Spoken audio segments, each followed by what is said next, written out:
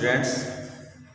Today we will discuss the classifications on the basis of validity, classification on the basis of formation, classification on the basis of performance. अपनी सुविधा के लिए, पूरी बात को ठीक से समझने के लिए मैं वर्गीकरण करना चाहूँगा और आप यह वर्गीकरण अवश्य समझने की कोशिश करें। जो यह वर्गीकरण है, यदि आप इसको विधिवत समझ लेते हैं तो आपका जो प्राइमरी जो नॉलेज है regarding the matter of contract, यह भी एक बहुत मजबूत स्थिति को प्राप्त हो जाएगा। इसीलिए आप इस बात का विशेष ध्यान दीजिए कि हम वर्गीकरण करते हैं। हम संविदा पढ़ रहे हैं और संविदा के तहत जैसा कि हम जानते हैं संविदा क्या है। संविदा एक करार है। वह करार जो विधि द्वारा परिवर्तनीय है वही संविदा है। करार एक आवश्यक तत्व है संविदा का, और जो करार विधि द्वारा परिवर्तनीय है वही संविदा है। इसका मैं अध्ययन कर रहा हूँ, इसको मैं आप लोगों को बता रहा हूँ। और आज हम वर्गीकरण करेंगे। वर्गीकरण, संविदा का वर्गीकरण वैधता के आधार पर। अगर वैधता में कहीं कोई कमी है, वैध नहीं है, तो संविदा का जो रूप है वो बदल जाएगा। वह वैध संविदा नहीं होगी तो क्या क्या कहलाया जाएगा, इस पर हम चर्चा करेंगे। और संविदा का वर्गीकरण गठन के आधार पर। गठन, अगर संविदा का गठन किया जाता है तो हम किस किस नाम से उसको संबोधित करेंगे। और संविदा क्रियान्वयन की स्थिति को देखकर, क्रियान्वयन की स्थिति को देखकर हम तय करेंगे कि यह संविदा कौन सी संविदा कहलाई जाएगी। तो पहले टॉपिक में हम classification on the basis of validity हम पढ़ेंगे। क्लासिफिकेशन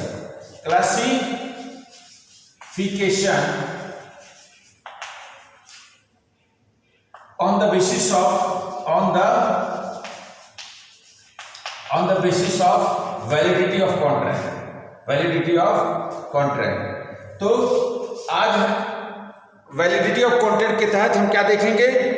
पहले, जैसा कि हम जानते हैं, भारतीय संविदा अधिनियम 1872 की धारा 10 में कुछ मूलभूत आवश्यक तत्वों की चर्चा की गई है, और किसी भी संविदा में वह अगर मूलभूत आवश्यक तत्व मौजूद हैं तो वह संविदा वैध संविदा मानी जाएगी और विधि द्वारा परिवर्तनीय होगा वह संविदा। लेकिन यदि धारा 10 की आवश्यक तत्व मौजूद नहीं है तो वह संविदा क्या हो जाएगी। उस संविदा को हम विभिन्न रूपों में देखेंगे, धारा 10 की आवश्यक तत्व जिसमें नहीं है।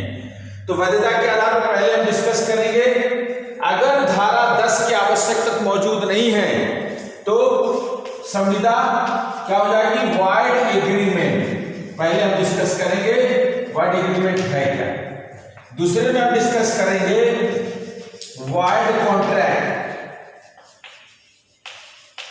तीसरे में डिस्कस करेंगे वॉइडेबल कॉन्ट्रैक्ट।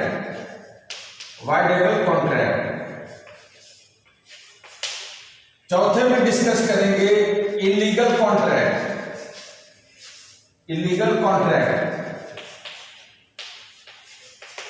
पांचवें में डिस्कस करेंगे अनइनफोर्सिएबल कॉन्ट्रैक्ट, अपरिवर्तनीय संविदा, अनइनफोर्सिएबल कॉन्ट्रैक्ट। और लास्ट में डिस्कस करेंगे वैलिड कॉन्ट्रैक्ट। जब भी आप इन टर्मों का प्रयोग करेंगे तो इनके डेफिनेशंस को जानना बहुत जरूरी है। जैसा कि मैं बताया हूं, पहले भी बता चुका हूं कि वॉइड एग्रीमेंट वॉइड कॉन्ट्रैक्ट नहीं है, और वॉइड एग्रीमेंट जो है वॉइड कॉन्ट्रैक्ट को वॉइडेबल कॉन्ट्रैक्ट नहीं है, और ये जो तीनों है वो इलीगल कॉन्ट्रैक्ट नहीं है, अलग है। कॉन्ट्रैक्ट भी अलग है और वॉइड कॉन्ट्रैक्ट भी अलग है। इन चीजों की जानकारी क्यों जरूरी है? On the basis of validity, if the essentials what we had discussed in the previous lectures, section 10, if those essentials will not have in a contract, then that very contract shall be treated as a void agreement, void contract, voidable contract, illegal contract, unenforceable contract, valid contract। Hindi इसकी मैं आपको बता दूं, पहला है शून्य करार, शून्य करार। दूसरा है शून्य संविदा, शून्य संविदा। तीसरा है शून्यकरणीय संविदा, शून्यकरणीय संविदा। चौथा है अवैध संविदा, अवैध संविदा। पांचवा है अनइनफोर्सेबल कॉन्ट्रैक्ट, अपरिवर्तनीय संविदा, अपरिवर्तनीय संविदा।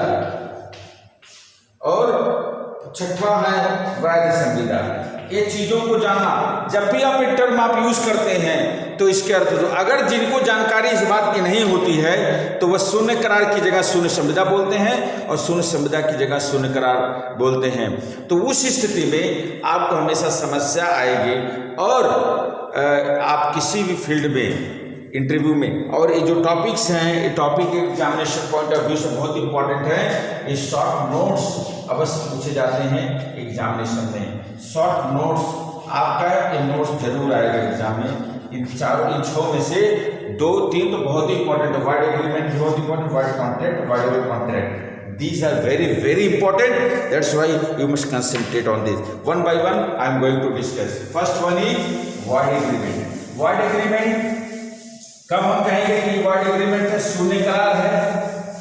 शून्य करार की परिभाषा कब दी, कहाँ दी गई है? 2G। जब आप, मैंने आपको बताया है सेक्शन 2 जब आप पढ़ेंगे, सेक्शन 2 के G में को जब आप देखेंगे तो वहां पर शून्य करार की परिभाषा दी गई है। परिभाषा क्या है? An agreement enforceable by law, N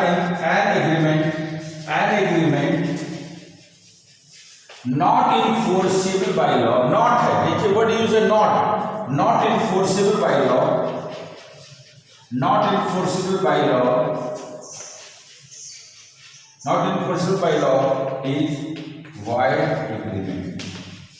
कहने का अर्थ है वह करार जो विधि द्वारा परिवर्तनीय नहीं है, वह शून्य करार है। अर्थात ए void agreement shall not create any rights and obligations amongst the contracting parties।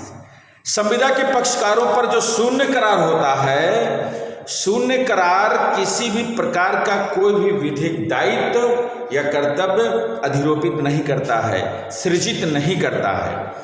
और शून्य करार एब्सोल्यूट नलिटी है, means a legally it shall have no any importance.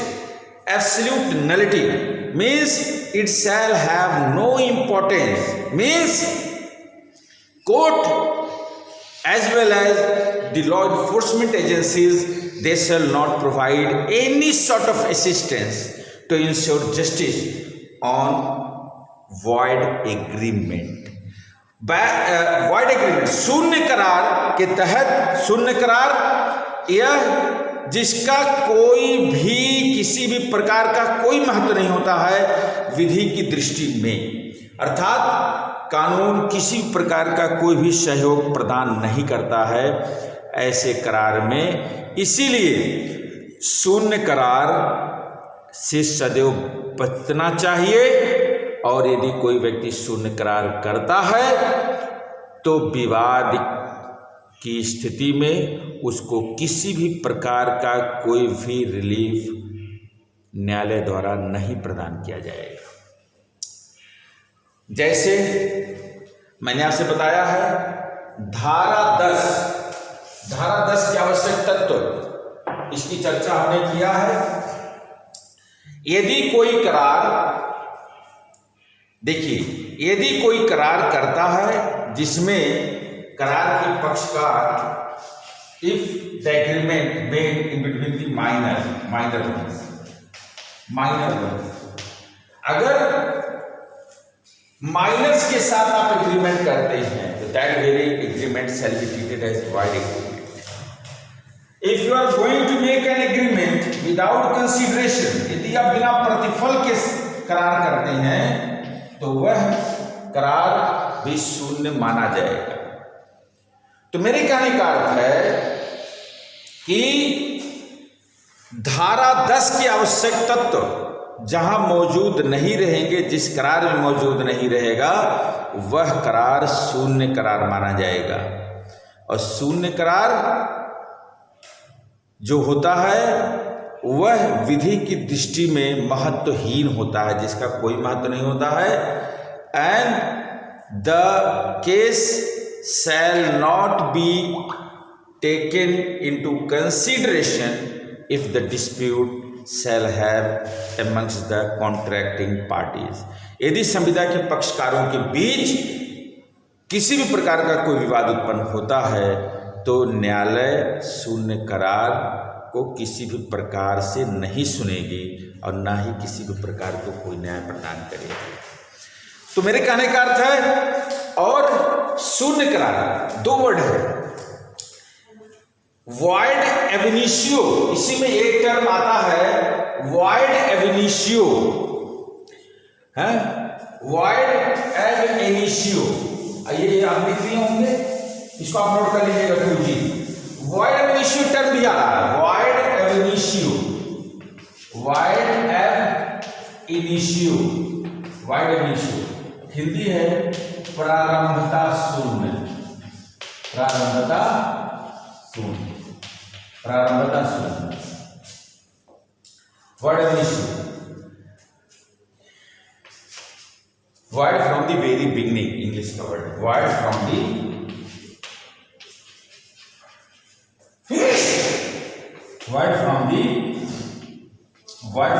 Very beginning,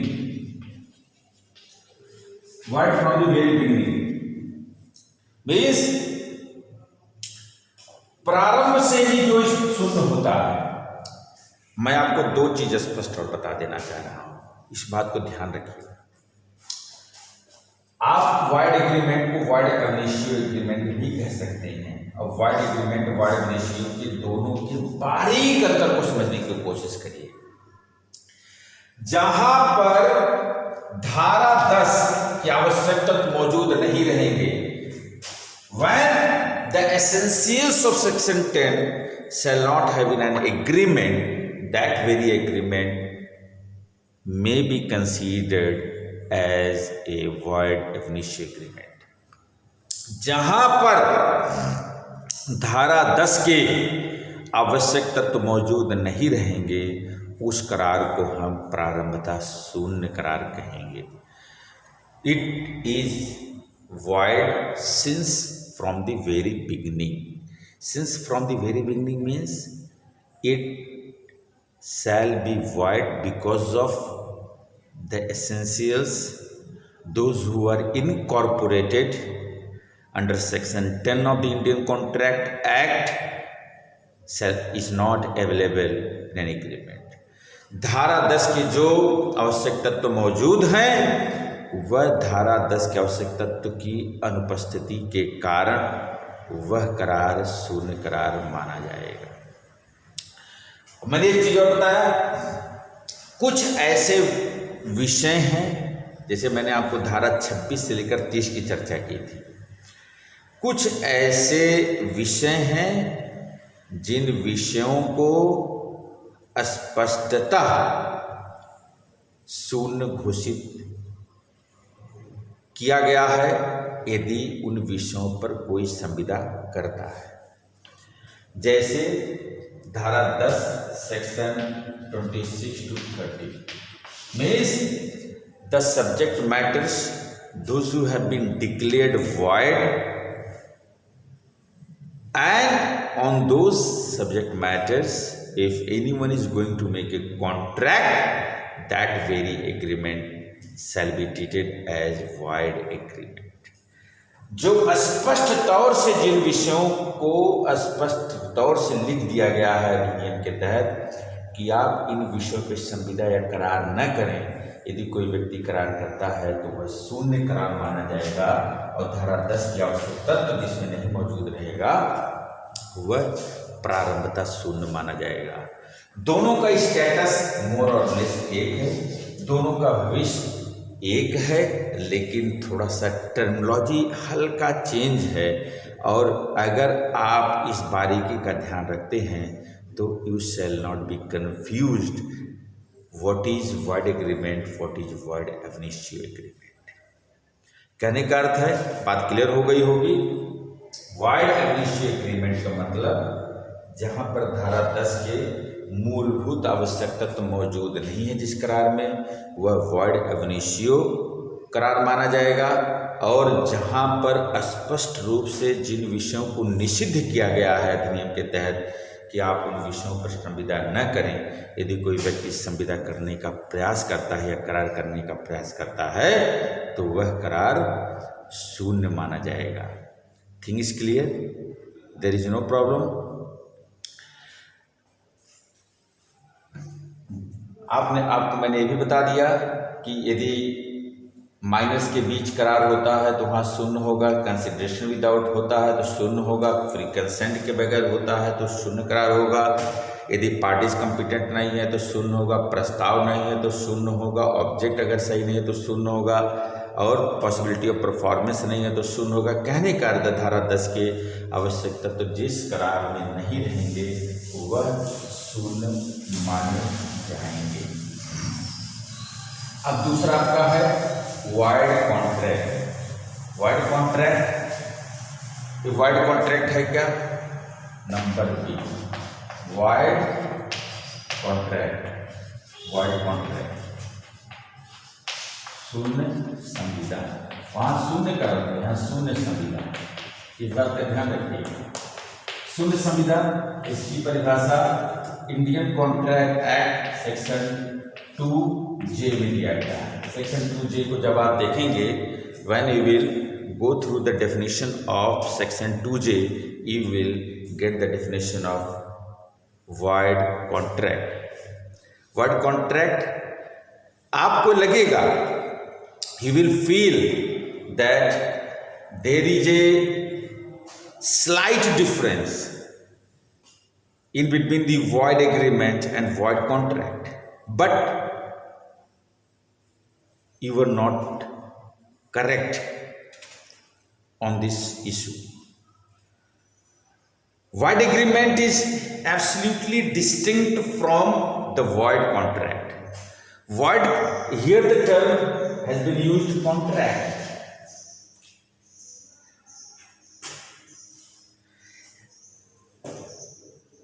Means a contract has been formed in this type of contract, in the void contract. ऐसे संविदाओं का निर्माण हो चुका है, लेकिन इसके बावजूद भी वो शून्य है। एक contract definition, what is the definition? A contract which ceases to be CEASEL, ceases to be enforceable by law, becomes void when it ceases to be enforceable. When it ceases